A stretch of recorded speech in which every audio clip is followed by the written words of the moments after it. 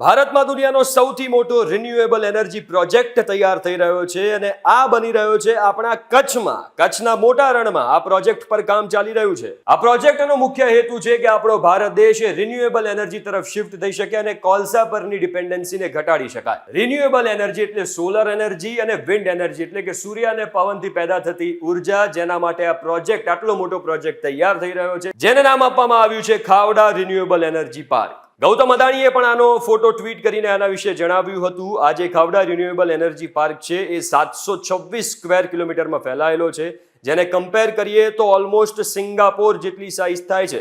આ પ્રોજેક્ટથી 30 gigawatt power generate થશે, જેને સહેલી ભાષામાં સમજીએ તો ખાલી આ પ્રોજેક્ટથી અંદાજે 20 મિલિયન એટલે કે 2 કરોડ ઘરોમાં વીજળી પહોંચાડવામાં આવશે અને ભારતમાં કોલસાની ડિમાન્ડ ઘટશે અને આત્મનિર્ભરતા વધશે. હવે સ્વાભાવિક રીતે સવાલ થાય કે આટલો મોટો પ્રોજેક્ટ હોય તો ખર્ચો પણ મોટો થવાનો. તો બિલકુલ આ સાચી વાત છે. ઇન્ડિયન ગવર્મેન્ટના એસ્ટિમેટ પ્રમાણે આની પાછળ અંદાજે $2.26 બિલિયન એટલે કે અંદાજે 18,845 કરોડનો ખર્ચો થઈ શકે છે. આ પ્રોજેક્ટ પર અંદાજે 4,000 વર્કર અને 500 એન્જિનિયર કામ કરી રહ્યા છે.